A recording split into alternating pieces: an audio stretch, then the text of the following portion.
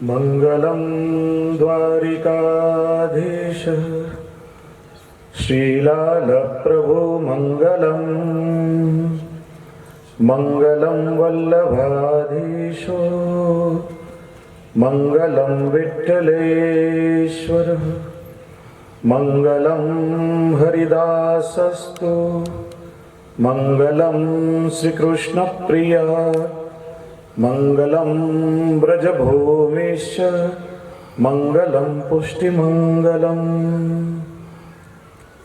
नमामि यमुनां कृष्णां कृष्णतूर्यप्रियामहं निजाचार्य पदाम्भोज दासे भावं प्रयच्छतु।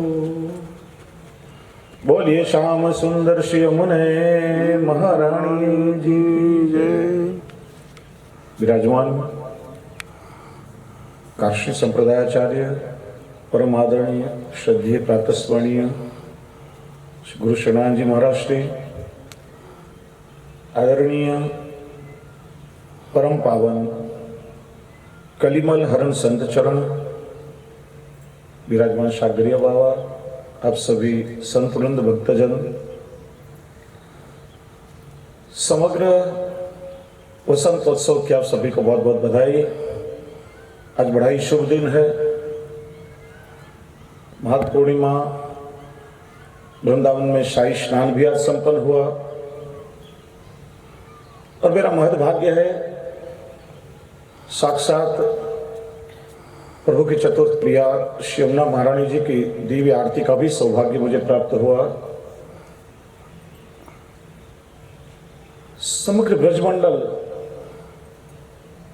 भगवान श्री कृष्ण और राधा जी की रमण स्थली है। जब जब यहां मावन रमण रेती में आने का सौभाग्य प्राप्त होता है, बड़ा ही जैसे एक अलौकिक क्षण प्राप्त होते हैं। यह बहुत दिव्य स्थली है जहां पर अक्रूर जी जब भगवान श्री कृष्ण को लेने के लिए पधारे, सोचा कंस के राज्य से आ रहा हूं, कंस के अन्न द्वारा निर्मित रक्त मेरे शरीर में बह रहा है और मैं ब्रजभूमि में जा रहा हूं। प्रभु के चरणारविंद के दर्शन हुए,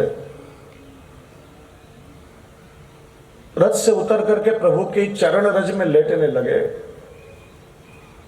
प्रभु की चरण रज से अपने देह को कृतकृत्य किया। आज भी समग्र वैष्णवजन भक्तजन इस रमण रीति में आके लेटते हैं और भगवान श्री कृष्ण और राधा रानी के दिव्य चरण रज को प्राप्त करते हैं। यह रज वह रज है, बरस हजारन तप कियो वेद चतुर्मुख गाय और ब्रज वनिता की चरण रज ब्रह्मा हो नहीं पाए। उद्धव जी जैसे परम ज्ञानी ने भी इस रज को वंदन किया है। वंदे नंद भ्रत श्रीराम पाद रेणु अभीष्ट सयासा मरी कथोद्गीतम पुनाति भुवनत्रयम्। समग्र जगत को पावन करने वाली यह रज है। और उद्धव जी ने भी कामना की, आशा मोह चरण रेणु जुषा महस्याम वृंदावने किमपि गौलौषधि नाम, वृंदावने किमपि गुलमौषधि नाम। यदि जीवात्मा का कोई पुनर्जन्म हुए तो मुझे इस ब्रज की भूमि में सूक्ष्म लता पता वनस्पति स्वरूप में प्रभु अवतार मिले। और कभी गोपियां इस मार्ग से गुजरे तो उन गोपियों के चरण रज भी यदि उड़कर मुझ पर गिरे तो भी मैं कृतकृत्य हो जाऊं। ब्रज रज को प्रेम रज कहा जाता है। भगवान श्री कृष्ण की चरण रज, राधा रानी की चरण रज, समग्र ब्रज गोपिकाओं की चरण रज, अनेक संत महात्माओं की चरण रज, आचार्यों की चरण रज और भक्तों की चरण रज, ये सभी चरण रज इस रज में मिश्रित है। और आज भी इस रज के कण कण में भगवान श्री कृष्ण की लीलाओं का दिव्य अनुभव होता है। महाप्रभु श्री वल्लभाचार्य जी ने शिवनाष्टक में जल और रज का अद्भुत वर्णन किया। ये जल कौन सा है? स्वर श्रम जल आणु भी सकल गात्र जय संगम। और रज कौन सी? मुरारी पद पंकज स्फुरद मंद रेणुत्कटाम। जल भी स्वयं श्री यमुना महारानी जी, रज भी प्रभु की चरण रज। और इस रज का उत्कर्ष बताया। मर्यादा पुरुषोत्तम भगवान श्री रामचंद्र जी की जो चरण रज है, उस रज में जड़ को चैतन्य करने का सामर्थ्य है। पत्थर बनी हुई अहिल्या को चरण का स्पर्श कराते ही उसमें से अहिल्या स्त्री स्वरूप से जागृत हुई। लेकिन पुष्टि पुरुषोत्तम भगवान श्री कृष्ण की चरण रज तो स्वयं भगवत रूप है, और इसीलिए इस रज का भी हम सेवन करते हैं। तो मेरा बड़ा सौभाग्य है। ब्रजभूमि तो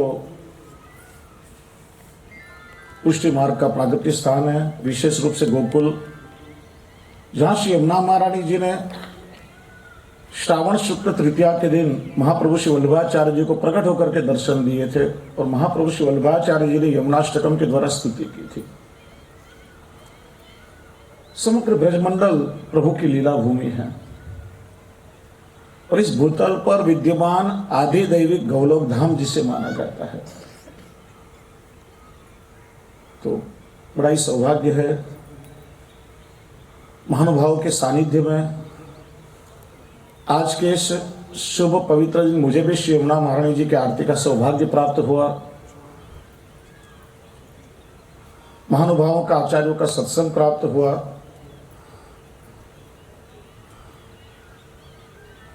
और विशेष रूप से वसंत पंचमी से लेकर के दोलोत्सव तक ये 40 दिन प्रभु की साख्य भक्ति के प्राप्त होते हैं। जो दिन अभी चल रहे हैं, बड़ा ही सौभाग्य। और ब्रज में तो इन खेल के दिनों का बड़ा ही महत्व है। प्रतिदिन ब्रज के कवि रसियाओं के माध्यम से प्रभु के लीलाओं का गुणगान गाते इन दिनों में। हमारे पुष्टि मार्ग में भी ठाकुर जी के सानिध्य में श्रीनाथ जी के पाठोत्सव से होली प्रदीप तक नित्य रसिया गाए जाते हैं। 10-10 दिन चारों युद्ध के गोपियों के भाव से ठाकुर जी को नित्य खेल होता है। वैसे तो पुष्टि भक्ति में ही नवधा भक्ति निहित है, लेकिन यह विशेष रूप से ठाकुर जी के साथ अंतरंगता प्राप्त करने का, साख्य प्राप्त करने का सौभाग्य इन दिनों में हमें प्राप्त होता है। वैसे देखा जाए तो जब हम भगवान के शिव विग्रह के दर्शन करते हैं तो सीधे ही प्रभु के मुखारविंद के दर्शन का अधिकार हमें प्राप्त नहीं होता। सबसे पहले प्रभु के चरणारविंद के दर्शन करके, दास्य भक्ति प्राप्त करके, दास्य भाव हृदय में धारण करके, और धीरे धीरे एक एक प्रभु के श्रीअंग के दर्शन करते करते मुखारविंद पर्यंत विग्रह का दर्शन होता है। लेकिन यदि चरणारविंद के दर्शन हो जाए और दास्य भाव हृदय में स्थापित हो जाए तो दास या सेवक को अधिकार नहीं है कि स्वामी के ऊपर रंग डाल के स्वामी के साथ खेल कर सके। वह तो केवल साख्य में ही अधिकार मिलता है। इसीलिए प्रभु के चरणारविंद पर सफेद वस्त्र आच्छादित हो जाता है। चरणारविंद पर गुलाल अबील गिरे इसलिए नहीं, लेकिन चरणारविंद के दर्शन जब नहीं होते हैं तब जीव प्रभु को विनंती करके और साख्य मांगता है प्रभु से, और प्रभु कृपा करके उस सख्य का दान हमें देते हैं, जिससे हमें अधिकार प्राप्त होता है कि यदि एक मुट्ठी ठाकुर जी हम पर रंग गिरे तो हम भी ठाकुर जी को 4 मुट्ठी रंग से खिला सके। लेकिन जब खेल संपन्न हो जाता है तत्पश्चात वस्त्र चरणारविंद पर से हटा लिया जाता है, क्योंकि वास्तव में तो हमारी जीव की स्थिति प्रभु के चरणारविंद में दासत्व की ही रहती है। भगवत कृपा से साख्य भाव, माधुर्य भाव, वात्सल्य भाव, कोई भी भाव प्रभु कृपा करके हमें दान करे, लेकिन सारे भावों का मूल तो दास्य भाव ही है, क्योंकि दास्य भाव में ही प्रभु के सुख का विशेष रूप से विचार होता है। तो तो इस तरह से यह 40 दिन प्रभु के निकट आने का सौभाग्य में प्राप्त होता है। तो विशेष कुछ न कहते हुए पुनः पुनः मैं अपने आप को सौभाग्यशाली मानता हूं। बारंबार भगवत कृपा से इस भूमि में आने का सौभाग्य मुझे प्राप्त होता है। महाराष्ट्र का तो बड़ा ही आत्मीय भाव है, बड़ा ही स्नेह भाव है। जब जब आपसे मिलन होता है तन मन पुलकित हो जाता है। कल आपसे चर्चा हुई थी और आज आपकी आड़ी से मुझे भी आरती का यह सौभाग्य प्राप्त हुआ। भगवत कृपा से बारंबार यही सौभाग्य प्राप्त होता रहे। जैसे हमारे चित स्वामी जी ने कहा, अहो विधनाथों पे अचरा पसार मांगू, जन्म जन्म दीजिए याही ब्रजवसु। रस कांजी ने भी यही कामना की, मानुष हो तो वही रस खानी, बसो ब्रज गोकुल गांव के ग्वारन। जो पशु हो तो कहा बस मेरो, चरो नित्य नंद की धेनु मंजारन। पाहन हो तो वही गिरी को, जो लियो हरि छत्र पुरंदर कारण।